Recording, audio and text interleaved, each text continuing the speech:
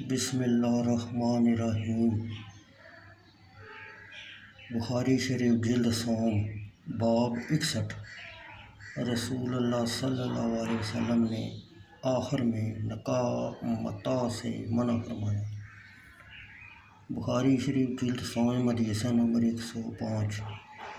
سفیان بن عینیہ نے کہا، انہوں نے زہری محمد بن مسلم کو کہتے ہوئے سنا کہ مجھے حسن بن محمد بن علی اور ان کے بھائی عبداللہ بن محمد ابو ہاشم، ان دونوں نے اپنے باپ محمد بن انفیہ رحمۃ اللہ علیہ سے خبر دی کہ حضرت علی مرتضیٰ رضی اللہ تعالیٰ عنہ نے حضرت ابن عباس رضی اللہ تعالیٰ عنہ سے کہا کہ نبی اکرم صلی اللہ علیہ وسلم نے خیبر کے دن نکاح متاع اور پالتو گدوں کا گوشت کھانے سے منع فرما دیا تھا۔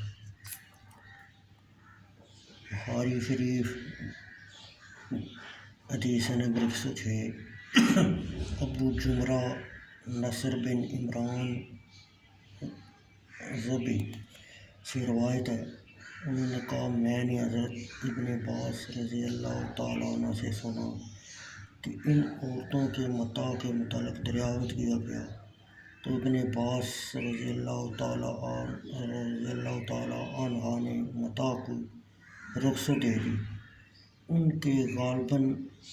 کے غلام غالباً اکرمہ نے کہا یہ رخصت صرف شدید حال قوت شہود یا جہاد میں تھی اور عورتیں کم تھیں، یا اس کی مثل کوئی اور کہا۔ حضرت ابن عباس رضی اللہ تعالیٰ عنہ نے کہا جی ہاں، اس نے سچ کہا ہے۔ بخاری شریف حدیث نمبر 107 جلد سوم۔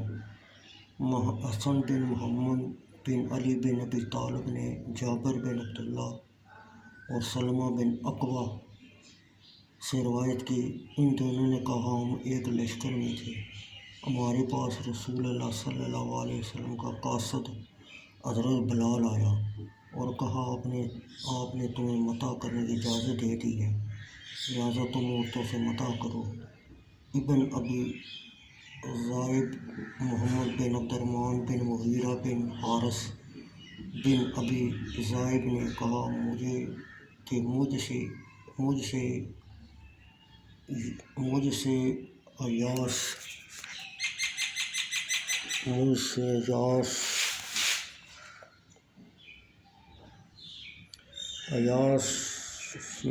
بن سلمہ بن اکوع نے اپنے باپ سلمہ بن اکوع سے انہوں نے رسول اللہ سے خبر دی۔ آپ نے فرمایا جو کوئی مرد اور عورت باہم مطلق نکاح میں بلا ذکر موت موافقت کر لیں تو ان کے درمیان 3 دن بماراتیں معاشرت ہے۔ اگر وہ دونوں پسند کریں کہ 3 دن پورے ہونے کے بعد مدت میں اضافہ کر لیں تو اضافہ کر لیں، یا وہ توافق کو چھوڑنا چاہیں اور جدا ہونا چاہیں تو وہ جدا ہو جائیں۔